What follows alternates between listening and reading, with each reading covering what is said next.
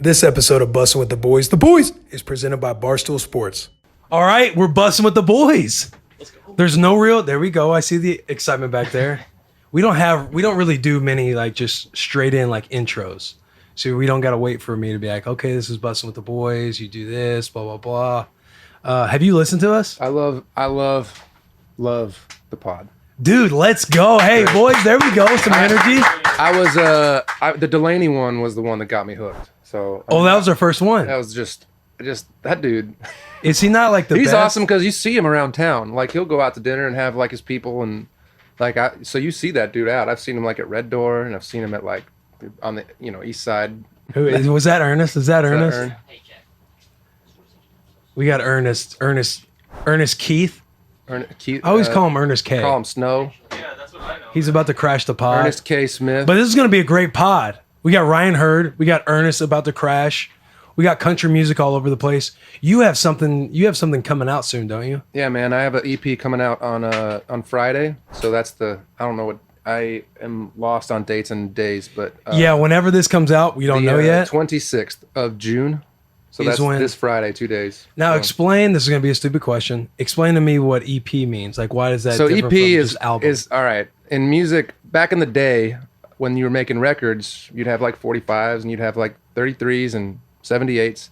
But they abbreviated EP means extended play, but for some reason we use it to say a shorter album.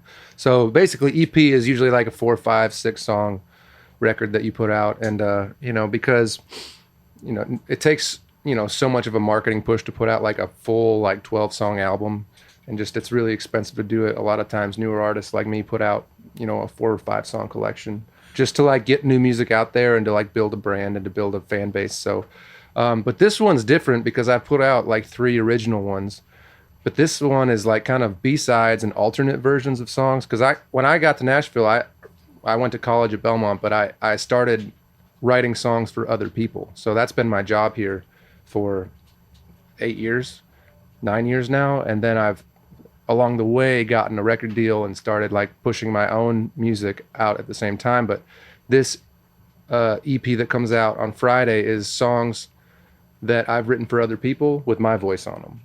So so you're saying you've already written these songs for other people and they've already been put out. Yeah. But now they're going to be in your voice because you wrote them. Sure. They're like hits I've written for other people. And then a live version of a song that is on one of my records called Wish for the World is on there. And then it's just all recordings of songs I've written for other people.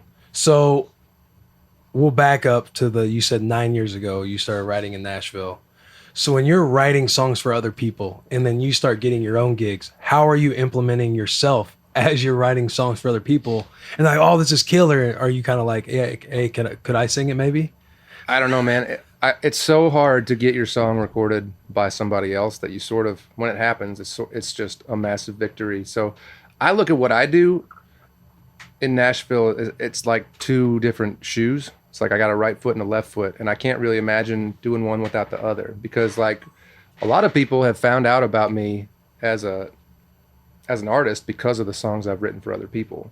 And then on the other side of that, a lot of artists that I've toured with and stuff I've had a lot of opportunities to like write with and for them because they've seen me as an artist and liked like To a T or something that I've put out like on my own name. So they sort of like feed each other. They're like weirdly like separate businesses, but they are really complementary. So was your goal when you were starting to like obviously be a musician and singer where you are now, but when you're writing at first, is that something that you're just separating the entire time? Like you weren't expecting somebody to be like, hey, you seem like you got a nice voice? And it was the other way around. I wanted to be a writer because I just think it's the coolest job in the world, man. Oh, really? Yeah, I wanted to write songs. Because when I got here, I was like, wait a minute, there's people who just write the songs. They don't have to tour. They don't have to. And I didn't like find my singing voice really until I was like a couple years into my writing, I don't think. Because it's mostly like singing is just about style. Some people can rip. Like my wife is Maren Morris, and she's just like obviously a very she's like the stud. Yeah, she can sing. She's got like one of those voices that's like, well, that's not normal. But for guys like me, I think most people who work in country music, it's like you sort of are more of a stylist than a vocalist half the time. And so like I didn't find that until I had written some songs for other people, and like people started sort of copying my voice on their records. And that's when I started getting looks from like record companies. And I actually said no a couple times. I was like, man, I just want to, this is getting rolling for me. I just want to write, stay home. And then so you prefer being the writer? Well, then eventually I was like, I gotta try this. Yeah. So, I don't know. It's cool, man. It's hard. I mean, a lot of work being the artist on that. Like the artist part is like 90% not music. Like all the stuff that goes in behind somebody just performing. It's not on like stage. you're gonna go like I don't know. There's not a whole lot of music that goes on. It's mostly like doing Bussin' with the Boys, but not that fun. Yeah. That makes sense. You're doing a whole lot of press, and you're doing a whole lot of like just work with radio stations, but it's mostly just like riding on a bus, waiting around to play, you know? Like that's what being an artist is, and then doing all the press and all the stuff around it. But when you're a writer, you're 100% creative all the time. And that's the coolest part about that. And that's, you know, you don't get like the glory of it. You know, you don't like have like 2,000 people screaming your song back at you when you're the writer, but you get a lot of respect in town. And you get obviously a lot of respect where it matters the most. Sure, from like those artists and those people in town that really respect it. And there's a whole like songwriting community that's really special. And so I'm really lucky to get to do both things, man. I get to like still write songs for other people. I've had a really cool year, honestly, as a writer. And then had my first ever, my song To a T went platinum like a month ago, which is crazy. Oh, let's go. We got platinum, boys. Yeah. Zach, where you at? Chase, you got to partake in the clapping. I don't know if you get it. My tour manager Chase is here, and he's a huge part of everything we do. But then, you know, I don't know. It's just been a cool sort of like, this is the balance I've always wanted to strike, and I've finally gotten to do that. That's fucking awesome, dude. I know, like from the outside looking in, and you talk to people who like Ernest. I know he has a lot of respect for writing, and people who write, but they're not like the voice. Because when you're, I guess, ignorant to it, you just think the artist makes this, like they write it, they do all this stuff. And then now that since I've moved here and you get to talk with people like yourself, like Ernest, you realize there's so, like a lot of those people, they just funnel them the song and they're just kind of the face to the song or to the album. Hey man, you need a vehicle. You need a bus. Yeah, no doubt. I don't know, man. It's crazy. I know Ernest because we have just started writing together, you know, in the last year, and he's one of the, honestly, there's not a lot of people who swing a different hammer. Like most people you sit down with, you're like, okay, we can write a great song. I feels like everybody's the same amount of talented. Yeah. And then you meet people like Ern or like Michael Hardy or Maren. Honestly, Maren's the best songwriter I've ever encountered. Your wife. And we met writing songs. So big flex. I believed that way before we were actually together, but like there's those dudes that you meet like Ern or like Hardy, or you're just like, oh my God, this guy. Where they kind of separate, I guess, from the pack a little bit. This guy they just spit brilliance, and you're like, I'm just recording you. Like that's what I did with Ernest when we wrote Heartless for Diplo and Morgan Wallen. And half of that is just like me, like with my phone, sticking it in front of Ernest and like just recording it so that we could go back and make sure we had it down. Like that, I mean, that dude's just a brilliant guy. And then you guys are doing that, and then you kind of give the product to the voice you want to match. Man, it's so hard. So we each have, it's called publishers. They're like record companies for songwriters. They own, or they are partners with you in you know, your copyright. But what they do is they like book your calendar. So they're like, you know, yesterday I wrote with Hardy, and Monday I wrote with a buddy Matt and Ross Copperman. But like they book your calendar, and then they take the songs and the demos that you make and they pitch them out to artists and labels. And so they're the ones who are supposed to like exploit the music, get it recorded. But like, it's just funny how songs find a way, man. It's like, they're all like undrafted free agents. You know what I mean? It's like, how do you, like, they just go through each little step and eventually they like, a miracle happens. It's like, so like, sometimes I'll send a song to somebody or I'll write it with the artist. And I wrote a song with Kane Brown called Worldwide Beautiful. And that's one that just like was sort of like a magic, you know what I mean? And some days it's magic, but other times it's like the song goes through like this manager, and then like they show the artist and the artist holds it, and then like they record it, and then like it's like a series of like 10 coin flips all coming up heads in order to have a hit on the radio. And that's like what we're all going for, is just to like have those big hits. So but publishers help with those 10 coin flips. Gotcha. So they're the ones who get like, make sure each step is, they're trying to get the song heard by whoever can make decisions to record and put them out. So Gotcha. So that's where the importance of like, is the publisher kind of the same as the label? yeah, but on the writing side. Gotcha. So they're important. They're awesome, man. Signing with those teams, like when people sign deals and stuff, because sometimes you wonder, like, if somebody's very good at music, why would they sign with anybody if they can kind of get it out themselves? But Sure. that's me thinking that, not having any idea. Honestly, it's easier to do that now than it's ever been. And a lot of these dudes who are like, a lot of these guys who get it moving on their own and then partner with a label, like they own a lot of that stuff. It's like most people.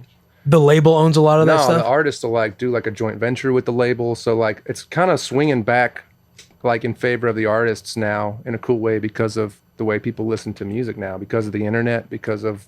So more leverages came to the. Oh yeah.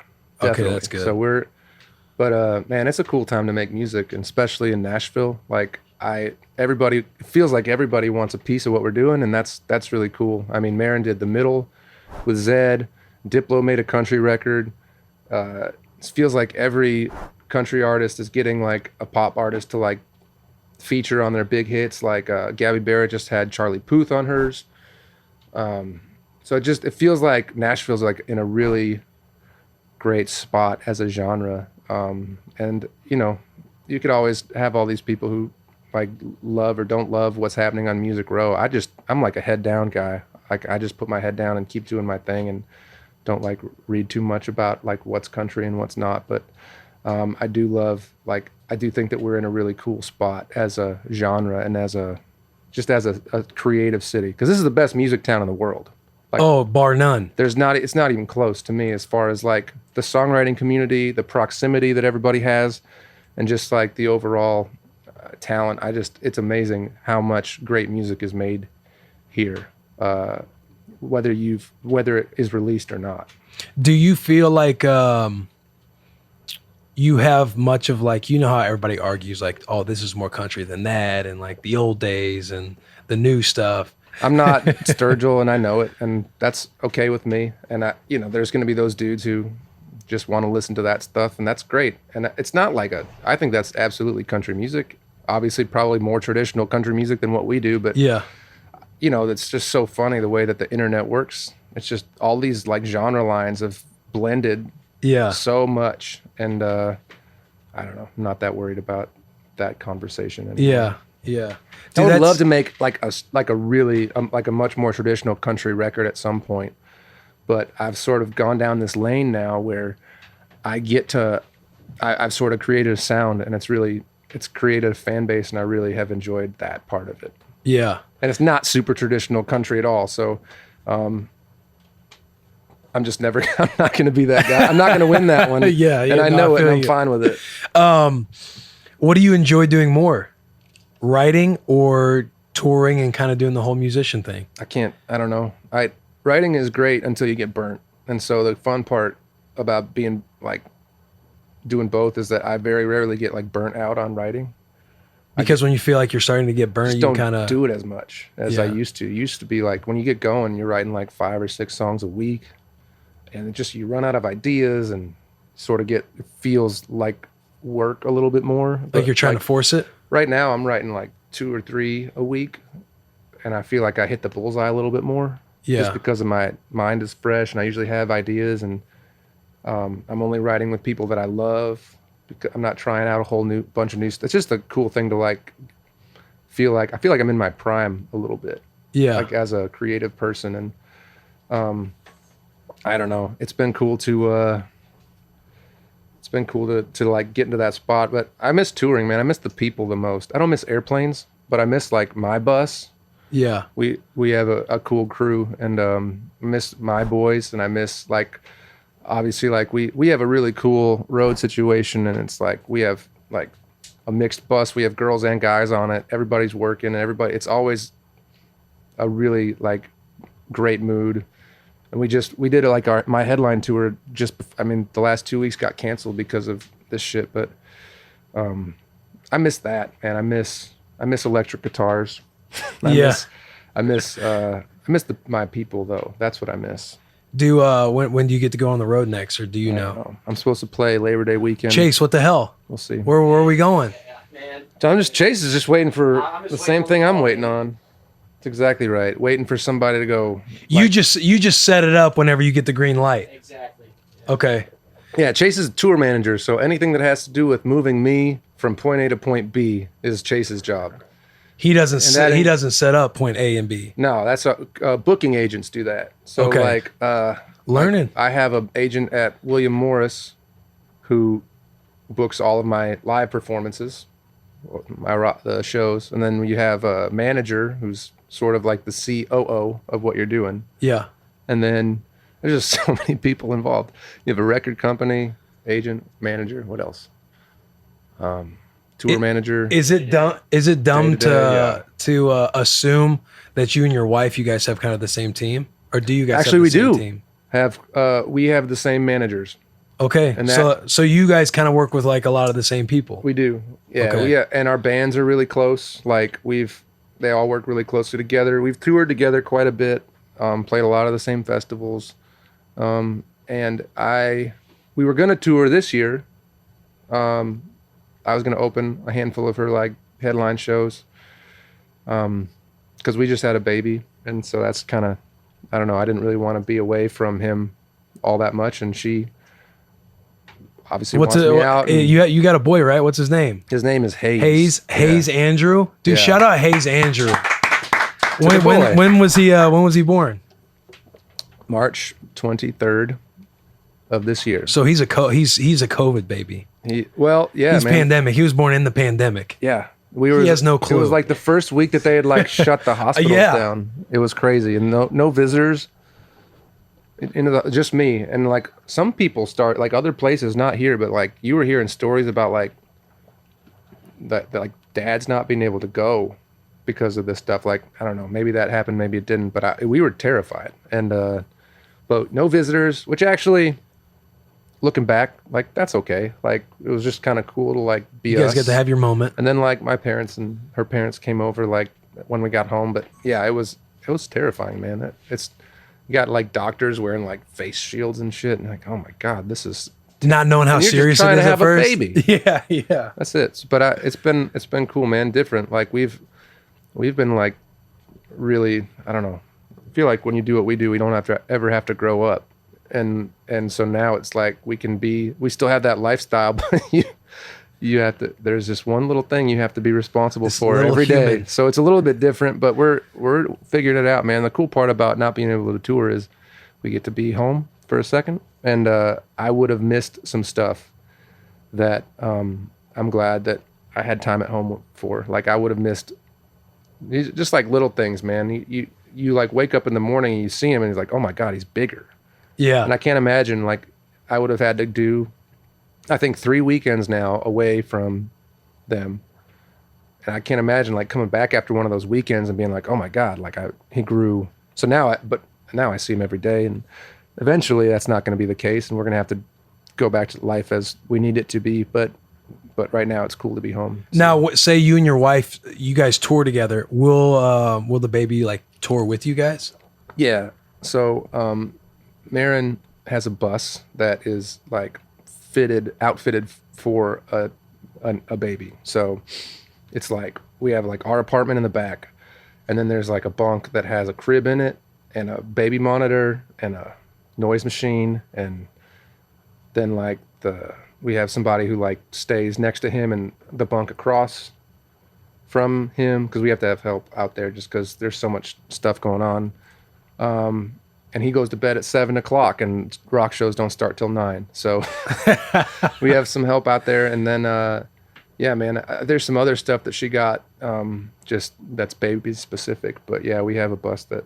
Sounds like a bus we need to look into, boys. An apartment in the back, a baby crib for Taylor. Make sure, keep a monitor on him. He can't do anything on his own. You know what I mean? That's awesome, dude. My bus is just 12 bunks, and we ride town to town and have a good time. But no babies on that one yet. No dogs or babies. It's probably a benefit too to touring with your wife, because people go on the road and they're gone for hell, I don't know how long. How long's like an average tour? I mean, in Nashville it's different because we can do weekends because we're in the middle of the country. So we usually do like a 10-day run out west, 10 to 14 days like West Coast. Yeah. And then Maren will do like a 10-day Europe run a lot, like every other year. But that's basically it. So then we can leave most of the time like Wednesday night, play Thursday, Friday, Saturday, be home Sunday. Oh, like that's generally the rhythm that people in Nashville have, with the exception of West Coast and Europe. And then these people have been playing like festivals in Australia too, which is a long way to go. So I haven't done that yet, but maybe we will someday. That's dope, man. You got a rockin' family. Yeah, man, it's been cool. You guys are kind of like a power family. I have a good Maren's just a really great partner and really supportive of my music, and it's been cool to like watch her become a superstar. And you know, I love my career too, and they're very separate but very, I don't know, they just fit together really nicely. Our lives, it's taken a couple years, but I feel like we have a really cool rhythm with just being like creative partners and actually like having a marriage and a kid. It's been fun to find those balances. What are some of the times where you guys headbutt in the music world, whether it be touring, writing with or for each other, like any of that stuff? Give me a moment to where it's not all smelling roses. We still write together, which is cool. I'm excited that she still asked me to write songs with her, because she's got a really small group now that she trusts to be creative with. I don't know, like creatively, I kind of just am there when it's always time. It's always just about time and like when, like just calendar stuff. And that's why we have the same manager, is like those like frictions are minimized when you have one person managing both of our time. Yeah. But like it's always like just getting on the same page time-wise is have either of you guys ever said that's a stupid lyric? I don't think we've said it like that to each other. I would say it to someone like Ern, be like, man, that's not it. But I say it about myself more than anything. Usually I'm like, you'll say something like, ugh, that's not right. Yeah. But yeah, man, she's just a fantastic songwriter, and that's like where it all starts with everybody, is like getting good songs, whether you write them or you find them. Like that always is the most important thing, because that's why people buy a ticket, is to hear that song that they love. And, you know, me and Ern are sort of in the same boat, where it's like we have a lot of shit moving as writers right now, and we're both trying to get like over that hump as artists. Where is Ern, dude? He's out there drinking beer in the parking lot, and he didn't go get him. And he didn't bring me one. This could be a good conversation about the writing world, because they wrote together. We're in the same boat, where it's like we're both just looking at each other like, how the fuck do you get on the radio? Yeah. What's one of your favorite memories on the road? What do you think? Favorite memories? Well, see, like my rhythm is like I wake up and then you like work out, because there's like you just wake up and then you play at night, like 9 o'clock at night. So you work out, you eat lunch, but like I can't party until the show's over for the most part. So like I just remember this whole tour we just did, like I'd come back to the bus and my band has worked all day and I'd want to party, and they'd be like too tired. They just go to bed, and I'm like, what is this? So I just remember like nobody wants to party anymore. But I don't know. I've been on the road with like FGL and Thomas Rhett. Who's been the most fun to be on the road with? Keep name dropping too. Rattle that list off again so we can find a winner. I've been on the road with TR, FGL, Chase Rice. Just like as like part of their packages. Hey, buddy. Hey. How are you? Oh, sorry. What? Showing up ready to go. Did you bring me a beer? I drank 2 and I locked my car. I can get you. Do you want a Corona? But this is a Budweiser bus. This is a Budweiser. What kind of? We aren't sponsored by him though, so you can. I could technically talk. bring a Yeah, we Corona can on. talk about whatever. I was sponsored by Corona for a while. It was fun. One of the coolest moments was like pulling up into the driveway and there was a pallet of Corona. There it was like 25 cases of Corona in bottles, and we drank like 4 or 5 in 2 days, but maybe more. But yeah, it was like that was one of my biggest flexes. Found your ever. beach. That was my biggest flex was 25 or 30 cases of Corona just sitting there. That's amazing. You should have made a couch out of it. I should have. You could have used it. Ernest K is on the pod. His cigarette is out and he is on the pod. We're here. We were just talking to him. The question we had is favorite memories on the road, and I think his list was Chase Rice, Thomas Rhett, FGL. I had the most fun on the Chase tour because that's just the wildest one. TR was fun because it was all everybody doing for the first time, like TR headlining for the first time, Kelsey Ballerini's first time playing arenas, and then me and Russell Dickerson were just the first time doing anything. Yeah. So we were stoked. I like doing my own show the most because You get to run the show. fucking yours. Yes. It's yours. Yeah, 100%. Dude, Chase seems like a good time. We got to interview him, the virtual stuff, but Yeah, he it's- seems like a fun time. The first night ever on the Chase tour, we're playing. Have you played Kegs in Jordan, New York? Syracuse? No. You will. It's just like, it's the middle of nowhere. They call it like the Syracuse market, but I don't even think it's close to Syracuse. And it's the only thing in the town is this little dive venue. And they have the stage is plywood, and there's like, Chase draws like 2,000 people. I don't know. Plywood stage. So tons of people there, and I like show up and I'm about to play, and all of a sudden like the tour manager John gets like, I like see him get punched in the head. Like some dude like walked up to Chase's bus and started like taking a leak on his bus, and John like goes over to like get the security guard and get this dude kicked out, and the dude just whips around and like just punches him in the head. And so like Who punched who in the head? the guy who peed on his bus. Punched the tour manager in the head. Yeah, like the side of the head. Dude. John Lassard is reaching over the security guards and has got this dude by the beard and is just shaking him by the beard. Oh, no. But that was my first night on the Chase Rice tour, and I was like, That was your first night? That sets the bar. Yeah, that's the bar, it dude. was like my third show ever. And Hey, Chase, it seems like people don't like you. no, that's not it. It was just No, some it sounds like drunk people get asshole. rowdy around you. Yeah. That was the rowdiest tour I've ever been on, and it was my first one. It was like my third show ever, and I was like, oh my god, what am I doing? But Man. that was fun. That was like one of those days where you're like, one of those tours where you're like not sure how we had like a Sprinter van. You're not like sure how that thing got from city to city. You just Right. don't really remember. Did you have to drive? Not much. Yeah. I always drove like coming home because like I was not about like taking our time to get home. Yeah. So I was like, we are going home. Yes. So you guys won't have like a bus driver every time. Like sometimes it'll just be Well, now I do. But back Early then, on, when you can't afford a bus, you take a Buses are van or a expensive. Sprinter van. Yeah, buses are ridiculous. What, like 10 grand for the weekend at least? Yeah. Oh, Old Dominion. That was a great tour to be on. Those are fun guys. Fun dudes. we had I Matthew forgot- Ramsey on. Yeah, those are fun guys. I forgot I did that at the end of last year. That was the last tour I was on. They have a great fan base for someone like me. Like their fans and my fans are like, I feel like there's a lot of Carryover, crossover. Overlap. So that Why? was cool. Why is that? I don't know. I just think that just the type of music we both make it. It's not too redneck. I mean, Yeah, I'm not- I have a mullet, but I'm not the most redneck I was either. telling Like, him like You swing a lot of different ways. swing all ways, dude. He was actually complimenting you earlier, saying What the- there's not many people who swing a different hammer all the time. Wasn't quite ready for that. I guess I'm in your seat. Sorry, pops.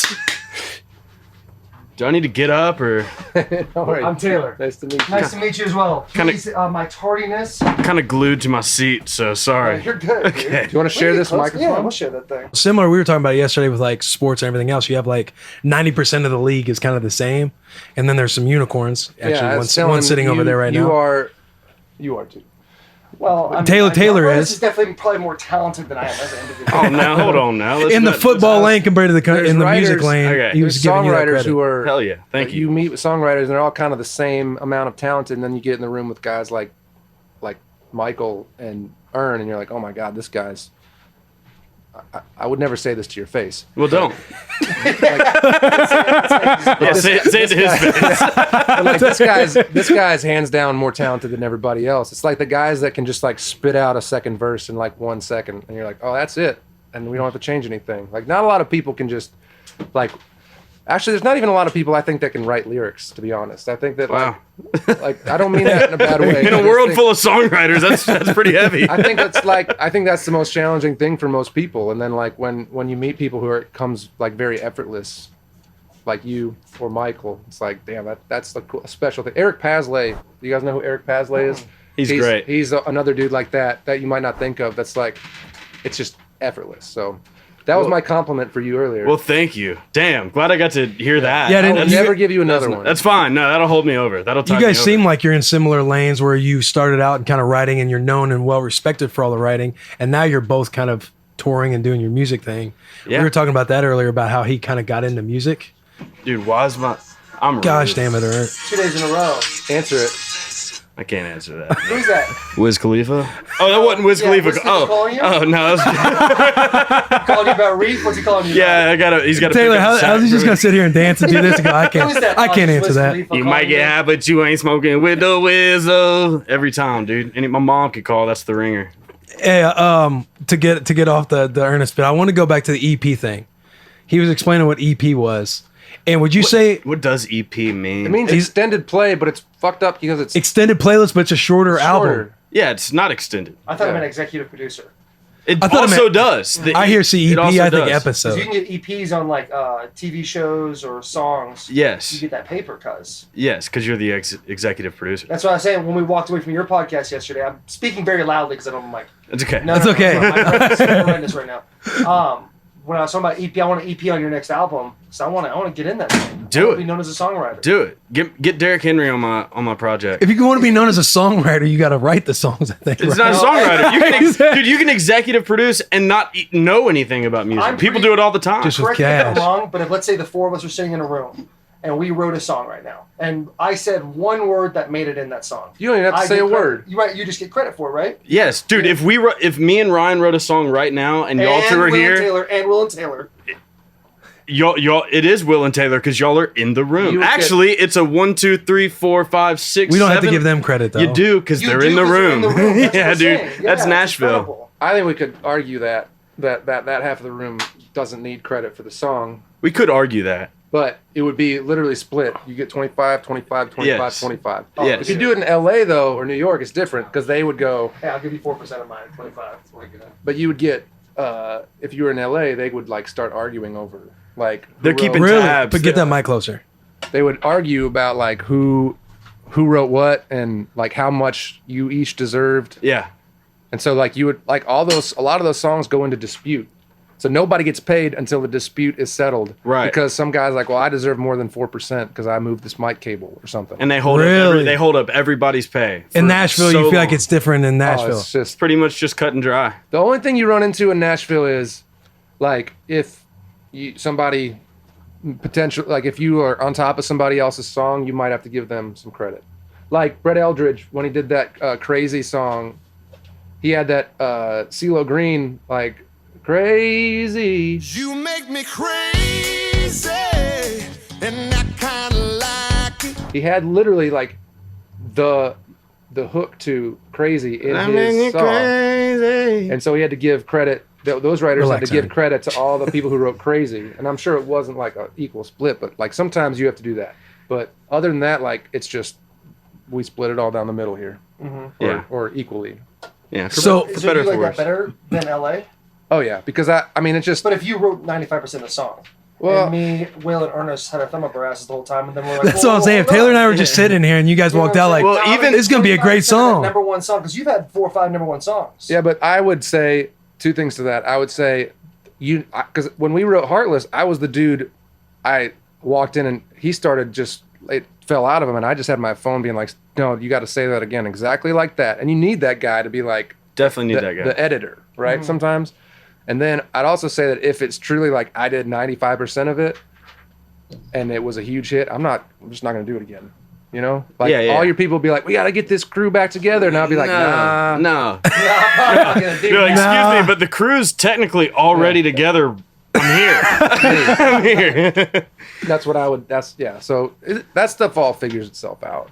Do you like being a songwriter? Or do you like being a performer better? Is that one of those They're things? different. I like being a Ooh, songwriter we because asked that question. it's music You all asked the that already? time. Yeah, but he let him elaborate more. Well, two of us missed it. So. I would like for you to say this too. There you go. I Yeah, think you'll have Ernest. a similar- Ernest likes performing. I think more, you'll have a probably. similar answer, but I like Bad. when you're a writer, you're creative all the time. It's all music, and when you're an artist, it's like 90% not music, Bullshit. and it's 90%. That's a word for it. I'll say it. It's just like So I like doing both things because the less I write, I feel like the more I hit the bullseye. Yeah. Because I'm never burnt. But also, and I like playing shows. I like, obviously, like the recording of music. I like the music part of being an artist, but there's so much attached to it that's like. But I also don't want to just write songs because I feel like you just write too many and you get burnt out and they get shittier. So I like doing both things. And Ernest, like you're one of the few dudes like me who does both. Yeah, but there's not a lot of us. I totally agree. I feel the same way about artistry. They're like, there's a part of me, maybe it's ego or whatever, but I've always wanted to perform songs, or like sometimes I'll be writing a song and I know as soon as we're writing it, this is for me. I want to sing this song. So like that or whatever is getting itched by being an artist. But as far as creator goes, like I can't turn off writing songs. I'm going to be writing songs either way. Well, I feel like you just create shit all the time, whether you're just creating a text for myself. Yeah. It's just like trying to make somebody laugh. Yeah. I mean, that's the fact that songwriting is a job is unreal. Like, haha, high school teachers, like you're ADD and not listening in class. Like, you better pay attention. You're going to need to go finish college if you want to get a real job. It's like, I have a sociology no. degree. Which is basically general How do you, studies. and how does that make you feel? It makes me, you know what? It had not a lot to do with writing a song, so whatever. Yeah. I think the difference too is like a lot of people want to be an artist. They're like, oh, I wish I was a country music artist. But then there's dudes that are just like, that kid just is one. Yes. And that's like, so like people who, you get better at writing songs, get better at making recordings, but sometimes you either are one or you aren't one. And I think that Amen to that's that. what people, like real fans kind of catch on to is like, they know Good when shit, it's, Zach. Yeah, I want to be an NFL football player. yeah, it ain't gonna I happen. can go to the gym every day, but guess we what? can tackle each other every Thursday night. I'm not trying to I'm not practice. taking a hit from either of y'all. I'll take a hit. Have you but had- not a hit?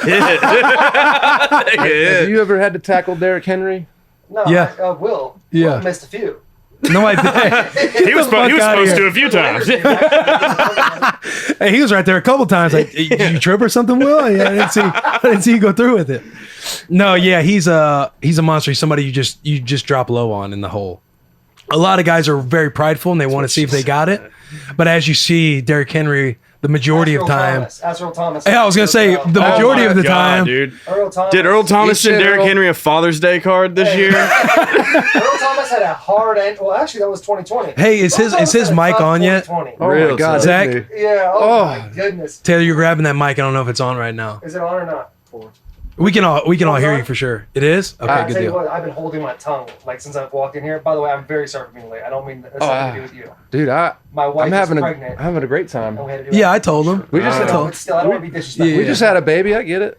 Yeah, hey, I said, like, yo, how I- old's your Baby son? He's 3 months yesterday. Oh Born my in the goodness. This is quarantine, gonna be dude. what? He's pretty good. He's getting there. We're almost there. Dude, So, that part's first pretty 6 tough. months is like, I'm just keeping this thing alive. Oh yeah. I wake up at 4 a.m. every day to feed him and then put him back to bed. And Tough life. It gets there for sure. Well, my first daughter, she was born July 5th, and like 2 weeks later, I had to go to camp. There you go. yeah, Those 2 weeks, I was like in it because my wife she's dead, right? yeah. And then my daughter now, she's due July 16th, and so it's like I kind of get out of jail free card because I have to go to camp. Yeah. It's kind of a weird little deal, but I was gonna be. I mean, we tour, so our schedules kind of go like this. But we wanted to tour together this year just so that like I didn't miss a whole chunk of time. Mm-hmm. But it's it's a lot of work, man. They're like, oh, it's a lot of work, and then you start doing it. You're like, oh shit, this is It is a lot of work. And then you always like think like your kid has a rough day. Like my daughter, she's gonna be 3, and she'll like be super like mean, or like she'll do something that's like not good, right? And I'll be like, hey, don't do that. And like then you get frustrated because your patience are low, and then they go to bed, and then in your head you're like, what if I just created a serial killer just now by not doing the right things? Some people with do. the kid. Some people do. Dahmer, all those guys. But like, I don't want my kid to be a Dahmer. You know what I'm saying? A Manson. Timmy Dahmer had no idea when he went ahead and said, I'm shooting it. Shooting it. It's Jeffrey Dahmer. No, but Timmy's his dad. I'm talking about I'm not talking about bullet when I say shooting it. I'm talking about I'm gonna make this kid, and then that kid we name him Jeffrey. Damn, dude, Oh, no. could have not. Yeah, for sure. It's tough. But parenting is the most stressful job in the world, because you just feel like every day is like, am I doing the right thing as a parent? Am I making sure that this kid, when they're 3 months old, you're like, okay, I'm keeping you alive. And then 6 months hits, and you're like, you're gonna come home, and he's gonna be like, kind of smiling at you, like, all right, we're getting a little something out of this. We're figuring it out. That's the hardest part, is when you're like, you don't feel like a dad until like the kid comes, because like you're not pregnant with it. You can't like, Yeah, no you can like question. feel it kick a little bit, but that's it. And then like it comes, and I didn't feel like this massive emotional flow. It was more like, all right, here's the kid, and we're gonna keep it alive. But slowly, he's like starting to have like facial expressions, and like starting to like, you could see he like recognizes me. That part's cool. Like that's like it's been like a steady increase in feeling like a dad, as opposed to just like this huge wave of it. But yeah, it's I don't know. I don't know if we're gonna do it again. We had one where like You gotta give it a friend. he's pretty easy though, and that's the thing. It's like, man, we got an easy kid.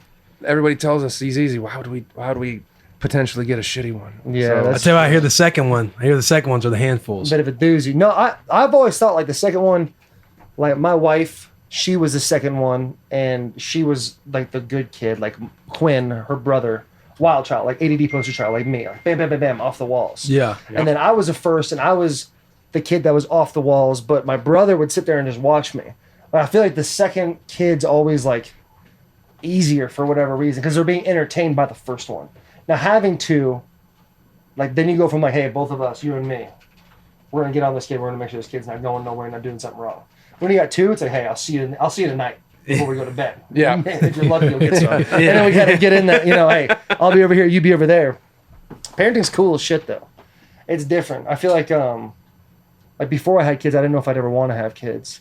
But now that I have kids, I'm like, man, it's the coolest thing ever. I didn't want one until I was with Maren, and it was like, I could have a kid with you. Yeah. And I never had that like there's people who are like, man, I just want to be a dad. And they've dreamed about it their whole life. And I was like, when I met her, and I was like, okay, that makes sense. And so I've had, that's been awesome. I wouldn't have done it unless it was with somebody that was like, oh, I want to have a kid with you. So, I think a lot of ways people get stuck in like people make plans like by the time I'm 25 I want to have this job, by the time I'm 27 I want to be married, by the time I'm 30 I want to have 2 kids, and they have like this timeline in their head, but then you end up like just saying, okay, well I need to be married by 27, so I'm going to marry the person that I'm with right now. And that person might not be the person for you. Exactly. Do you know what I'm saying? Because I was kind of that way too. Like I was really, I was kind of a rambling man. I was kind of going from place to place, kind of a little bit of a fuck boy, to be totally honest with you. I was riding a little dirty out there. And thank you. This stand-up gentleman. Not you. And I met Talon, and all that stuff kind of like just went away. I was just like, man, I proposed her in 5 weeks. 5 weeks? 5 weeks. Proposed her in 5 weeks. We got married on 4/20. And sorry, I knew Ernest would love it. Thank you. Got married on 4/20 secretly. We at some little church at Vanderbilt. No one knew about it, and then we got married 2 years later. Very for cool. everybody else. So it was a cool gig, man. Hell yeah, man. Yeah. I feel like some of that stuff can be like, I chalk it up as like small town syndrome. Because when I was growing up, we small towns both will kind of eat grew you up up. in small towns, and you kind of think like, oh, I'm going to be buried probably with a kid by 25. Because everyone around you, the generation above you, like they all did it. Even though they're all arguing now and they kind of all hate each other. Small Town Syndrome is a great song title. Yeah. Small town You see, syndrome. that's the creative shit that you guys work Town with. Syndrome. Getting married. Ta-da, dude. All right, buddy. Ta-da. All right, buddy. Put my name by that one. All right. Hey, we all No, wrote it's We're all in I think we're here. all- Small town syndrome it's comes all out, for boys. it. We all made that. We made the cut it's on all that for one. it. Everyone's If it in does, it. we'll have to. we'll negotiate. We'll figure that out. Yeah, we'll figure 25. I I'll know take we 25. said I'm cool with 25 apiece, but all right. Yeah. Do you guys ever feel like slighted when? Do you ever feel like people are trying to use you for the talent of obviously writing and using you guys all the way up until like, all right, I'm gonna take it from here. Please use me. Yeah. I mean, Please I don't know. use me and Ernest then- had a little smirk over there, like he's like, yeah, that's I my don't. fucking No, I life, don't. dude. Please use me and I'm then. about to use this shirt as a towel to dry the sweat off my forehead. Over It's there. the denim Canadian Yeah. tuxedo I thought Denim was a Dan. good idea today. You've been on the bus before, And there was no air last time. right? So I don't know what made you. Yeah, but think, last like, I'll time wear you came in Dude, sweatpants because and I shit. wanted to dress decent. I didn't want to come up here looking homeless. And now You knew I look- Ryan was gonna come correct with that Yes, hat. dude, I had a Hey, that flannel in the hat's car. fire. Hey, Yeah, I that's told fine. you. Like it. I told you. You don't come onto the Fuck bus me. with your weak shit. No. And Ern was trying to. He just got a little warm. It's okay. That's it. I had a flannel, and I really thought to myself, it's in the car. And I was like, I feel like he might be wearing plaid. So I threw the double denims on. Dude.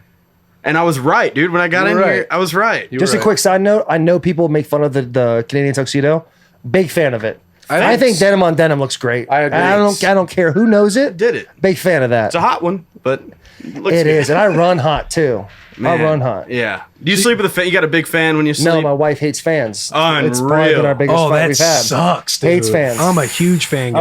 I'm a big go to the hotel on away games, and the first thing I do, crank that thing down All as the low way as it'll down. go. Yes. It's like in the 50s. I'm like, that's all right. We're gonna be all right. Yes. I do Go pee 66. at I night, don't do in the middle of the 50. night, like running back and so forth. Funny. It's beginning Nipples to hard look as a hell. lot like Christmas comes over your TV. It gets so cold in there. Dying, dude. Like Absolutely Compton, dying. you had Christmas at an extended stay, dude. What was, that's awesome. That was a grind. I was raising a Ants puppy all over the place. Raising a puppy on tour, and we were staying at extended stays all across. It's a different world than an extended stay. You brought your dog on tour Yeah, little baby puppy in a van. by yourself? Me, Delaney, my tour manager, and my dog. Oh, And we man. went all over, and he was like, you know, That the Mike Stud? 3 months old. Tour? No, that was on the Mason Ramsey tour, Ah, yes. which was Mason a little Ramsey more tour. toned down because Yeah. he's 14. How was I did all my drugs and drinking elsewhere. that was the Mountain Dew tour? The Mountain Dew tour. Yeah. No, it was the White Claw tour for me. I was drinking so much White Claw, and Mason finally came out to me. He goes, "White Claws are bad for your voice. You should drink water." And I'm like, "Listen here, kid. This ain't my first, second, or third rodeo. All right, I'm gonna drink White Claws by the end of the tour. White just claws for are me bad White for your Claws." voice. Did you ground him on the spot? Yeah, put him in his place. Punched him. How about that though, dude? Hey, you can't become a famous football player by yodeling in a Walmart. Like that's just No, but It's how crazy. dope would that be if you could? You can become a professional Just start baseball blocking. player by just hauling off at a minor league game. didn't some Hauling cat off at a some cat minor at a league. Sounds game. He threw like 96. Yeah, on that's one what of I'm those saying. And machines. now He got signed by the A's. Yeah. Got signed. That's right. It's insane. Man, football's the worst sport to pick, huh? I mean, Basketball, you go out there, just go crush it. crush it. Boom, you're in. I mean, you've made a lot of money with football, so why is it the worst sport again? It's the worst sport to get like pick like. I think Sounds pretty fucking awesome to me. It's the worst sport to get like found. Okay, Can't get found in a Walmart. What were we, Garrett? Bring that stuff back up. What were we talking about? who knows? You were going in on saying use me. For Oh yeah, talent. as long as the check clears, man. Yes. Just use it up. Take my music, like cut Yes. it however you want. Put it on the radio. So there's a formula already in place for people that want to do something like that. Yeah, we're paid as song like it's a publishing deal. royalties, You're paid yeah. to do it. Yeah. But I think like in your case, like you are in that crew of like Morgan and Michael, and like there is a thing there that you have created with the other two, those other two dudes. So it's like it's a style, and it's very much something that you're a part of. And so I think it's like with you, it's just waiting your turn to when like that third dude can come in and do it like kind of behind those two guys' boats. I mean, the thing about Morgan and Michael is they got there first, and that's the only thing that it is. Yeah. So, Yeah. but you get to write all the songs and have all the singles, and obviously that's a good living. But yeah, man, it's just we're in the same boat where it's like, man, we just need like that one. Like my song got to top 20 at radio, and then it's a platinum record, but it's like you need like to stack those up a couple times before you can like have that ball rolling, and that's like Yeah. the same boat that we're both in. Yeah. There's got to be some sort of politics that plays into it, though. If you have that many guys getting together doing riding rounds, That's the 90%, man. yeah, 90% of the Yeah. shit you don't want to do. Yeah. yeah. Yeah. you got to sit there and all right, well, now Ernest is going to take the song. It's going to be number one. And I'm sure there's like different release. Yeah, dates it's a lot of behind the scenes stuff that like sometimes artists don't even have much say in what comes out next or when and how they're Really? running and stuff. Oh, really? Yeah, I mean, we're definitely involved in like picking songs and stuff and all that, but sometimes, you know, labels get to look at analytics and actual numbers, so it's like less of a guessing game. Like, oh, I like this song, let's do this. It's like, well, this one's streaming well, so numbers are already saying this will probably do well, so let's run that one to radio. There's like all that being played So around. is there any Like, like hey, Aaron, let's take your feelings out of it and look at the data. Yeah, and that's Look at hard to do numbers. as a creator because feeling is like everything. We write songs around feeling, and then Right. when it comes to what we actually get to portray ourselves as, like sometimes we have to take that feeling away. Yeah, gotcha. Yeah. I had this song come out called "What Her Name Was Summer," and it was my favorite song. And I was like, "This is the one. This is it." And I was the only one that thought that. And then That's the rough. I am right. And That's then it rough. went to, I got to Sirius, and it did all right, but it was very obvious it was not the one. I was like, God damn. He comes in the meeting and saying, "Hey, Ryan, did you learn man. your lesson?" That's kind of what Why don't you go and happened. sit down? I got- Yeah, take a seat you got right to talk over about here. that dumbass song you want to put on? And you can tell, like, when you play live, like, what songs are huge, and that's one that I'm like, oh, this is going to be huge, and then it's, like, very medium. It didn't do very well live. You hear It's the few okay. claps.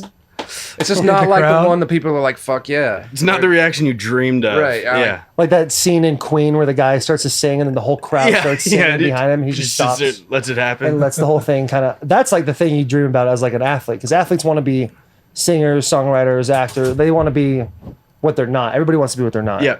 And so like you sit there and you're watching Queen or the Elton John movie or any shit like that. I mean, I'm not trying to be a homosexual guy from London, Super talented. super talented, but happy being what I am. But I'm saying as a singer songwriter, like having somebody like recall to you would be like the dopest shit ever. Yeah, that's Or like telling that lawyer dude, like, "No, I think this single." Yeah, should tell be Mike it," even Myers though to it goes- fuck off. Yeah. dude, Yeah. having that amount of clout, that's that. And then that would you be walk fun. out and then throw a fucking rock at the window. Isn't that what happened? Yeah, it's a great movie. It's one of my favorite movies. I actually love that movie. Yeah. I like that they didn't, they just used the actual vocal. They used the actual Freddie Mercury vocal, right? Yes. I like that they did that.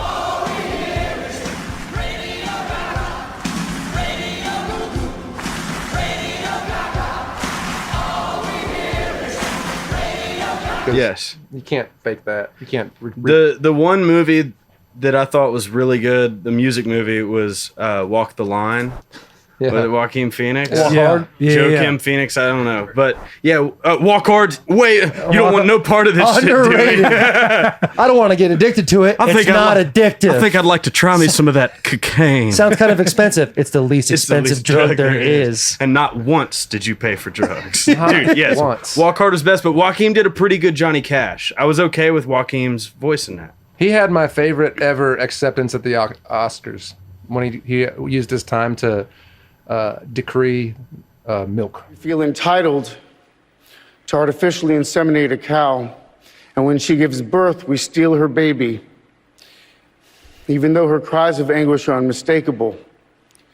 And then we take her milk that's intended for a calf, and we put it in our coffee and our cereal. Oh, yes. Decry. Yeah, it was like a vegan He was a vegan. chant. A vegan war, a vegan war chant. He got up. He won like the biggest award he could ever win. He's like, "Milk is bad," and that was basically all he said. Yeah. He's a super private dude, right? Yeah, like he's strange. Yeah, odd. he's a strange cat. But I feel like those guys are the most interesting to me. I When I would, see- Well, He's got a- anybody who does the Joker is fucking. When I see somebody that's super Nailed it. off the wall, Yeah. I'm like, I gotta get to know that guy. Like, what makes that dude tick? Who's I always that want to be dude? around people That's that are like way different than me. Ben Burgess. Ben Burgess is that guy. Yeah, it's like the dude. You're like, that dude's a genius. He's a genius, but it's tough to like rope him in. And when you do, it's great. But you gotta like really sit there until you gotta wait for it. It's kind of like HCL. yeah. A little bit like that. Hammercock Yeah. was definitely like Oh, that. Hammercock LaFleur, dude. Hammercock LaFleur was definitely one of those cats that were like, you talk to him and be like, oh, this guy's just, Yeah, he's- at a Can different you- wavelength than I am. Yeah. Yeah, expand on Who's Hammercock for me. So we did I think the podcast actually just came out, right? Came Yeah. out yesterday. So we did a podcast with David Bakhtiari and Okay. I know who that is. the head coach for Yeah. the Packers is Matt Matt LaFleur. LaFleur. Okay. Oh, Who okay. 2 You know who years that ago is. was the OC Sure. for the Titans.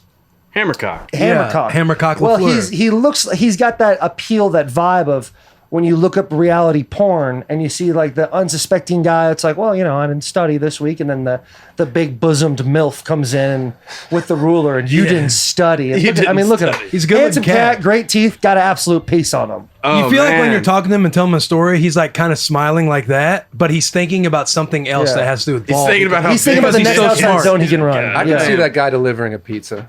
holding it down by his waist.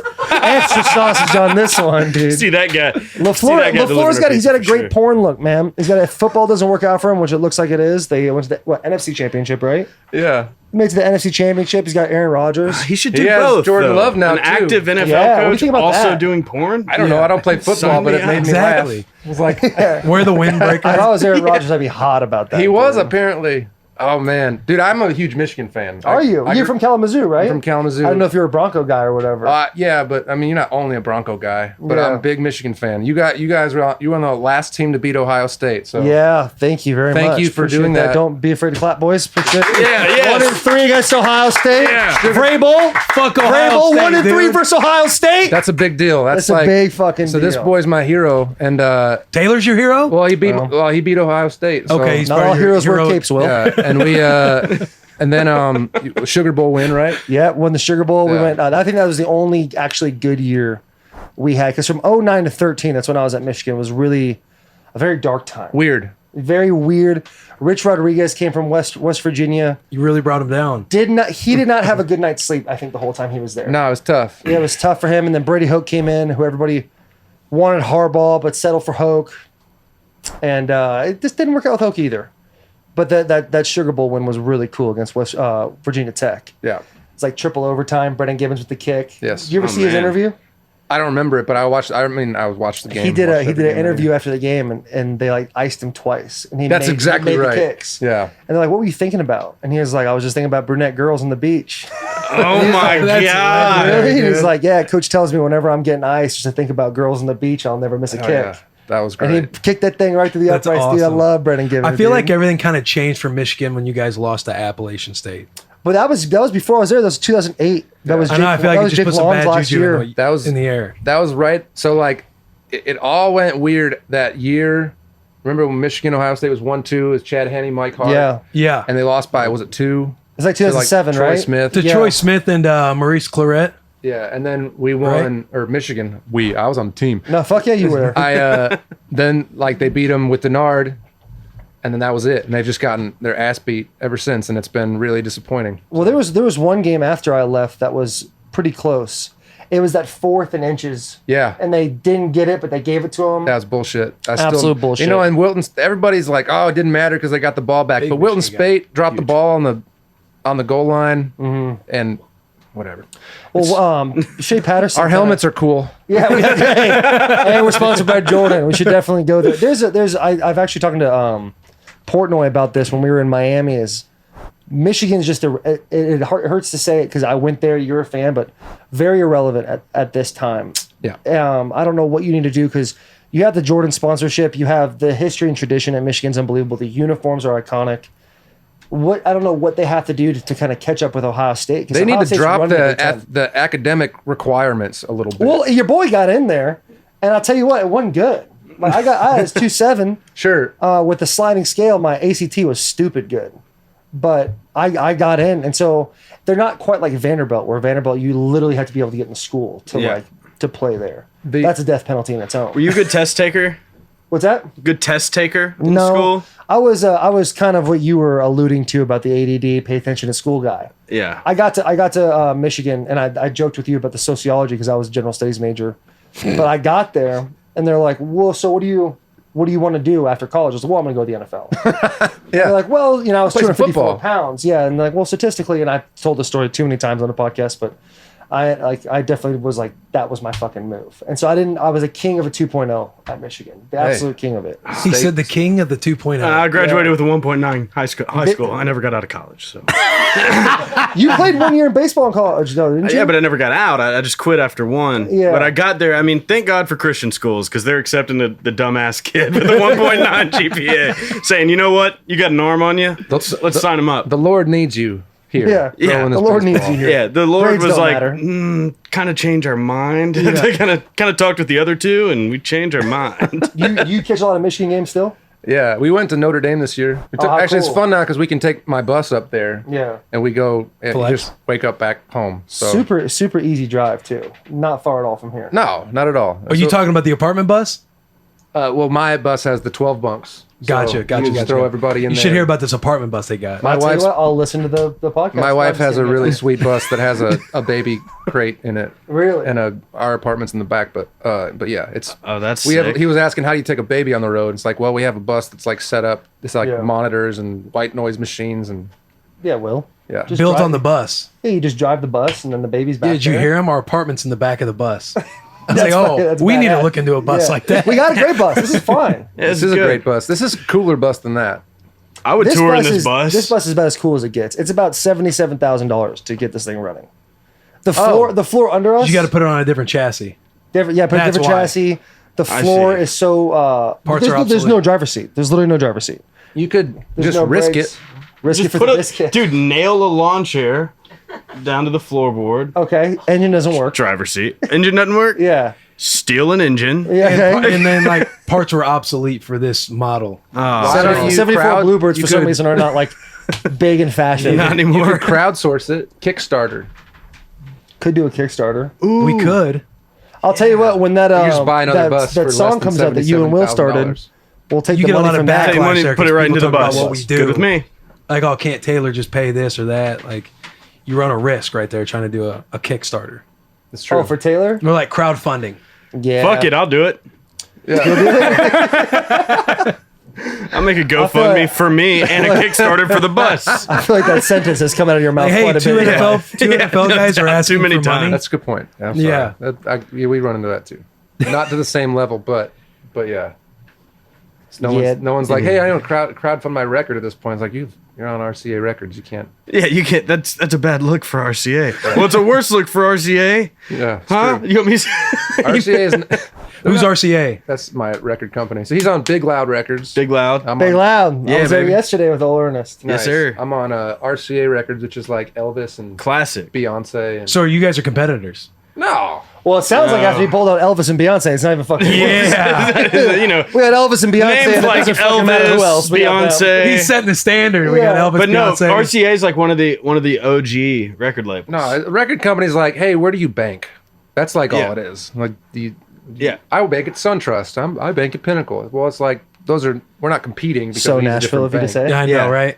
Is that who you signed with recently in March? What? Our Me? name? RCA? Didn't you sign with Oh somebody no, in March? my publisher now is Big Machine, so that's like Scott Borchetta and whatever. So I probably shouldn't. Hey, bring up the other thing, Garrett. You signed in March with who? Big Machine Music. So the publishing side of that record company. Now that's a big deal, right? Is that a big deal? Yeah, I've been. It's big for me. Like Yeah, Big Machine's I was big. at Universal Publishing for a long time. You had a picture. I saw you had a signing picture like a high schooler coming to a college. Yeah, we do that. That's a big deal. Hey, let's go. Signing in March. I mean, we I don't know. How would you describe this? I'm trying to like. It's a big deal. It's A publishing deal? It's like or but getting a everybody Yeah, has yeah. one. Well, I mean, look, for a lot of people, getting a publishing deal, for me, I was working at Donut Den in Green Hills. You worked at Donut Den? Hell yeah, I got a lifetime free donuts. Can't tell, looks but I like do. Dude, yeah, for most people, that's the dream. You come to Nashville, you want to write songs. That's You get somebody to give you a publishing deal. Guess what? That's your job now. Yeah, that's you don't have a regular job anymore. And That's if you that's the dream. yeah, that's it. Getting a publishing deal. For me, that was songwriters. it. That was like I signed my first deal when I was 25 years old, and that was like. That means you are a paid professional songwriter. Yes. And if you put that into context, somebody told me this once, and I looked it up. It kind of holds true. In America, there's 35,000 paid professional baseball players. Okay, majors, minors, semi-pro, whatever. There's 3,500 paid professional songwriters in America.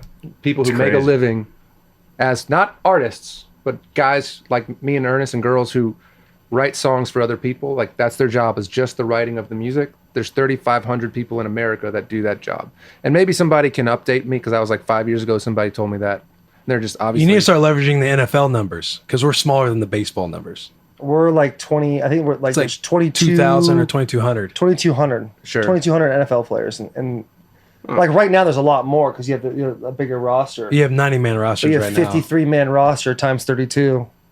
Hurry up, boys! Zach? Somebody, So it's Jesus way Christ. easier to be a songwriter than a baseball player, but way harder to be a football Well, no, player I'm than saying, a songwriter. I'm saying you're closer around there. Yeah, Yeah. but also like I mean, minor league baseball players, even AAA, don't make shit. You don't make. Sure. Yeah, they don't make. But like anything, most dude. If you songwriters just don't either. MLB baseball players. Dude, I would like to probably compare Exactly. a double-A baseball player's salary to a first publishing deal salary. Oh, Somewhere really? like that. You got to make shit 2,800 happen. NFL players? Was that? That's somebody telling us 2,800 songwriters. Damn. Wow. Even less, dude. I know. Well, it's Tables keep turning. not. Tables just keep fucking turning. The Yeah, last NFL 10 years still have been a got it. little rough on the old on the songwriters, just because of the way that music's consumed. Is trying to get that balance back out. But yeah, most songwriters are not millionaires. That's just the truth of it. Most of them make a Big common misconception, kind of. well, I mean, like some of them are, but most of them, like my first deal was for like $28,000 a year. That was at And 25. that was like pretty good. Yeah. How You get long like was that 20 contract? Probably 4 years. Yeah, 3 or How 4 many? years. 4 years. How old are you now? 33. So when you re-up to this one, is it you basically moved up in publishing companies? Same amount of quality. I mean, both of those companies are amazing. Universal Music is obviously like the biggest Yeah. music company in the world, but Yeah. it's more like the percentages come back in my favor the more that I do it. Gotcha. So like the salary part of it's a draw, so it's like an advance, but the royalties are what you're partnering, you're splitting. Right. with your They'll partner, they'll so give you a month. They'll give you a monthly payment. The like potential's first deal. better. You pay it back. Yeah. It goes back to It Gotcha. comes back out of your pocket. in the Yeah, I'm long just run. trying to learn, dude. So it sounds like a So, big deal. Music, the money, like the way money flows in music is wild. Just wild. Yeah. It's complicated, and then once you get it, you're like, oh, that makes sense. Yeah. Business Manager was the best thing that ever happened to me because Yeah, you gotta have a good one of those. I can't think about it. Now I don't have to. I just have to like sign some papers every now and then. Yeah. And I know all of my shit's getting taken care of. don't even pay your own Taxes electric are getting bill paid. anymore. No, dude. All my bills, I don't worry about He it. sneaks a power of attorney in there. She is better. Yeah. Hey, sign this, and you're an idiot. Done. You got his ass, dude. Yeah, keep on writing them songs, Ernest. You killing it. Yeah, keep going. Keep seeing me. Those people get a dirty business manager. Those people get kicked out pretty quick, so Yeah. they get found out. Yeah, no question. He had your credit card yesterday. I still have Oh, it. It's in my yeah, I pocket now. know. He still has your I said, credit hey, card. that card on my Technically, wallet's it's a Bussin gone. with the boys credit card. I have 50% of this fucking thing. Yeah, It's that's what mine. I'm saying, yeah. So you could have bought beers. I could have. I think it's the first time. I don't know what Will's been spending this credit card on, but I bought 6 bottles of water now with it. Yeah. What have you been spending on it? He said, I yeah. don't, I don't use it like a debit card. What'd you use it for? Cars, trucks. Cars, Like Rolexes. I'll plug that card info for Venmo and paying people like using the card instead of giving like the whole bank account Well, our information fee, thing. obviously. I got to look at that book. Yeah, Yeah, I got it 'cause all. I think we settled on $2,500 a piece for 2,500 a for this. piece. I tell you what, the bus is even more to commission than it was before. We're gonna put it back into the bus. I was impressed when I walked down here. I was like, "This is cooler in person." Right? It's a sweet bus. Most right? things aren't cooler Stickers are great. in person than they are. Most of this stuff, I think 99% of these stickers were on here when we first got this bus. I'd rather be spanking the monkey. Love it. There's my favorite. I thought you were just thinking out loud. Okay, Ernest. I was like, all right, Ernest. Anything about Matt LaFleur and that fucking sausage porn. cut that out. My favorite sticker on this entire bus is behind you when you open the door. On like that panel behind you, there's a big lizard and says "No lot lizards." Why? My favorite one. You ever heard of lot lizard? No. So truckers Everybody who gets drive like quiet. semi trucks. When you go to like a Love's gas station, you're traveling across country. Shout out Loves. Those hookers. Oh, those are lot They're lizards? lot lizards. Oh. and then they're grimy hookers that you pay them like $20. And they Love that for anything. put your peep over a sock or something like that and go to town. I don't know. Where's But I'm a ZJ? big fan of that one. Little educational piece The for you lot there. The lot boys and lizards do ZJs. girls. Yeah, trust me, but if you got to ask, can't afford it. Man, Hey, name that deal. movie, Aaron. Fucking Waterboy, duh. It's real. No, Hey, got a real. This is one I feel like you should know. You should know. absolutely know. This is like I'm an not a movie underrated connoisseur. movie. You think I'd just sit there and soberly watch movies and take it all in, or? Beer Fest. Oh God, I haven't seen that in years. Yeah, that's a phenomenal All right. movie. Tonight I'm the gonna go movie's home and so watch- dumb. Yeah. They kill off a character and then bring his twin brother back, the exact same character, and then is asked to be known as Landfill. Yeah. Oh It's my a quality fucking movie. I need dude. to go back and watch Tonight that movie. me and you gonna get together, watch The Blind Side and Beer Fest. Yes. There you go. Yes. Last does well. story. Talk to us how you met Maren. And we want detail. Obviously, we can read stories, we can read articles, we can see you guys fucking met. We're asking you to make us some money on views here, so Yeah. do us a favor. Yeah.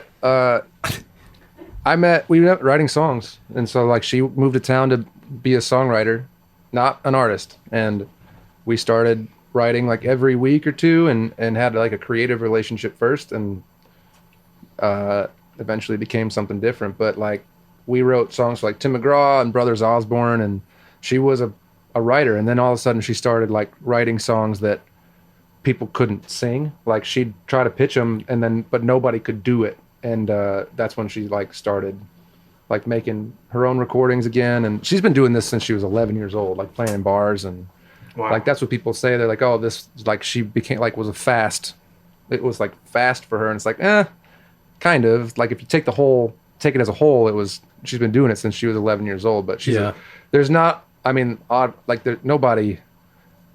songwriter I've ever met. I still believe that. Like there's no, Sorry, Ern. It's okay. I'll let that one go. I think most people would be like, yeah, that's true. She But is great. She best singer in Nashville. It's just kind of crazy. Like and she's out also, like we talk about 90% of the shit is not music. That 90% she is great at. So like she's just sort of like if you would build an artist for like country music in Nashville, it's her. So but it's cool. We've had a really cool relationship. It is funny, like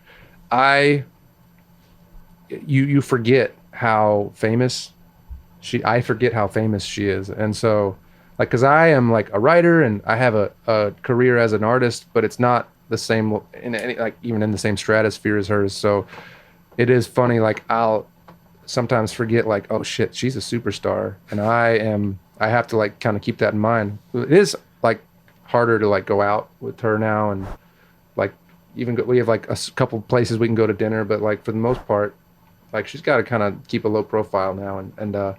But yeah, we got engaged in Michigan at our lake house. Shout out Michigan. And Mish. yeah, man, it's cool. what was your first flirting pickup line to her? When did the table start to turn when you guys were writing music? Oh, What slick little comment did you Yeah, make? that's a solid question, Will. It's not a bad little I don't know. intro.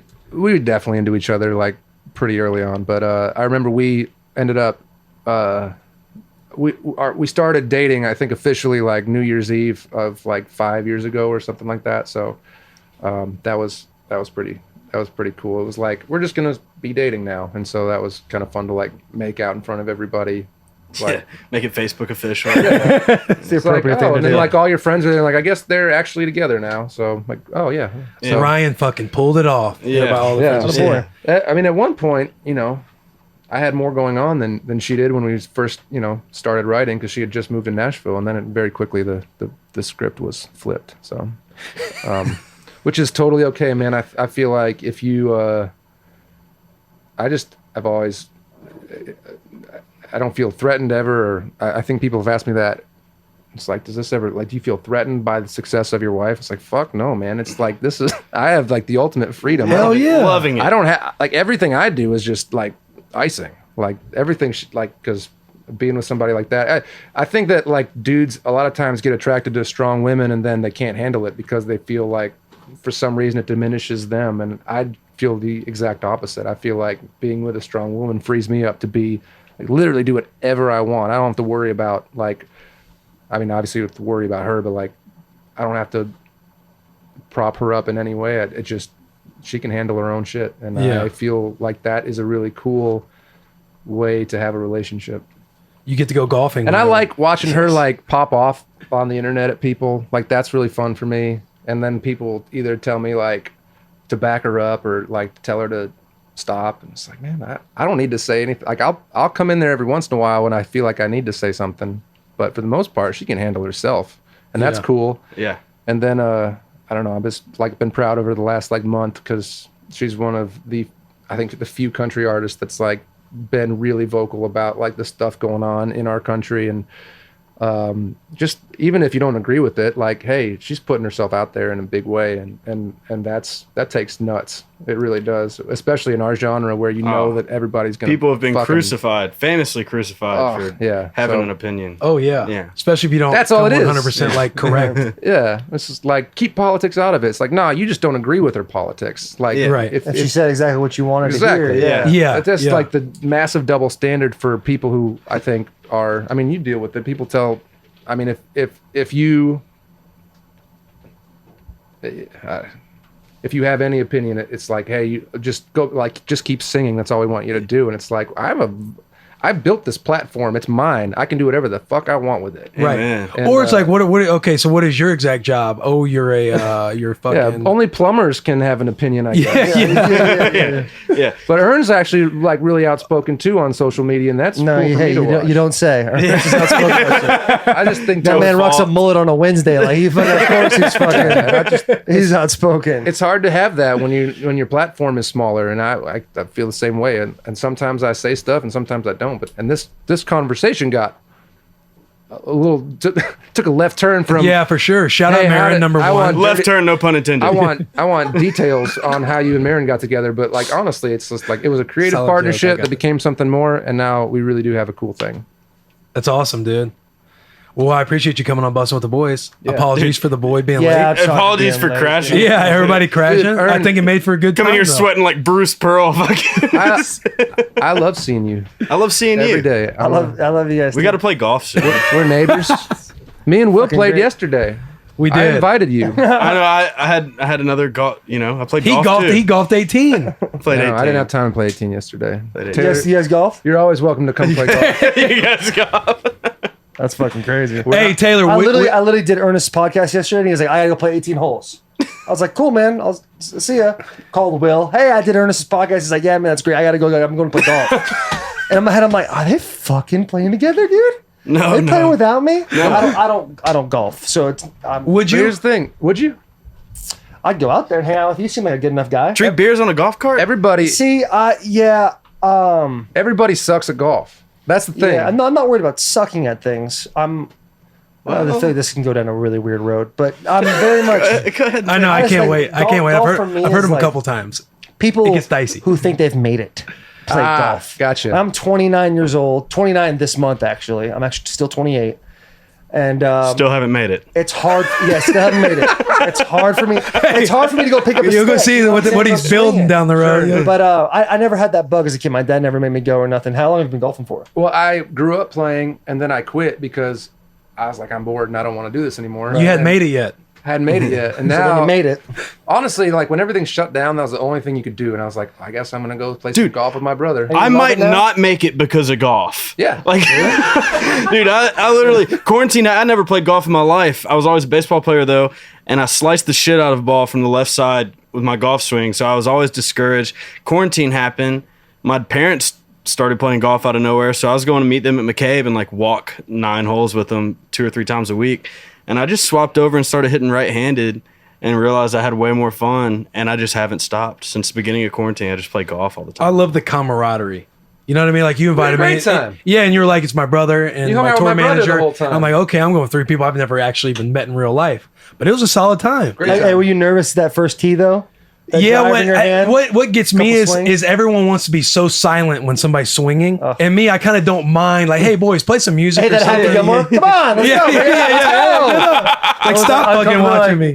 All right, Yeah. fuck. Hey, but no doubt, you definitely feel that way. It's more like I hope I don't just roll this thing in front of me. But Yeah. I was I was getting them in the air, and they were just going everywhere else. You hit but I one- don't mind. I didn't mind that. Sure. I'm like, at least I'm swinging. I'm hitting. I'll tell you hard. what, I love when I go into like Top Golf, getting a pitching wedge out, hitting it completely wrong. I'll hit that thing 190 yards. I'll fucking. I'm going to swing Top as Golf hard as I today. You were about to fucking compliment This me? dude hit You were about to. number 8. Okay, let's get back to nice that. about me. Go ahead. He hit one. He got a hold of one. It went like 8 feet off the ground for like 280 yards. I was like, oh my god. And we just say, yeah, A boys, hellacious yeah. seed. It's just like this boy's been lifting weights. Hey, Chase, he was a fan of the old. I've been taking the cigar holder around. You like that piece? Oh, huh? I've been utilizing it clutch. big time. Who was it? Chase who? This is Chase. my tour manager. That's his tour Oh, manager. hey, Taylor. Nice Met to meet you. I love your bandana. Chase, that's his tour manager, and he's also like he was claiming that Jack and Garrett are two of his boys that he grew up with. He's like, Have those you ever are my- seen them play spike ball? I haven't actually, but I can ask. Well, they're actually Oh. 1, 2, 3, 4, 4th and 5th place on the bus right now.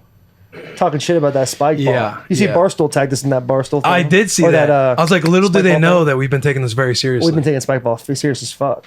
You probably got to roll though. I gotta roll. Yeah, you got to roll. I Thank you appreciate boys you for coming having on, me. man. This was fun. Guys, gals, people of all ages, appreciate you so much for tuning in to another episode of Bussin' with the Boys.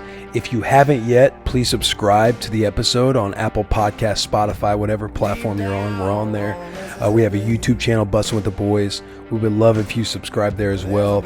If you are subscribed and you want to be more for the boys, unsubscribe and resubscribe again. It sounds funny, it's stupid and kind of obnoxious, but all of your subscriptions and resubscribing and stuff, it helps in these little algorithm games for climbing charts because again, we are very organic.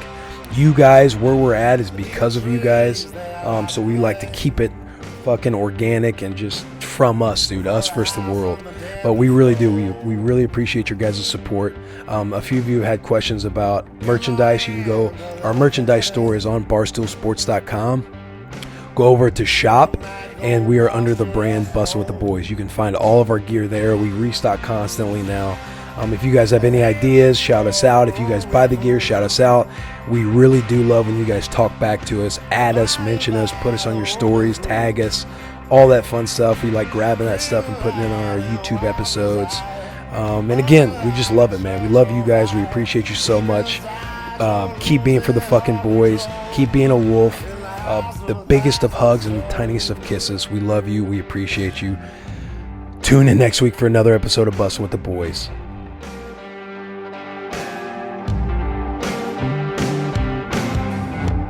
No old man around for my own, but the judge stops by from time to time. Says he loves the way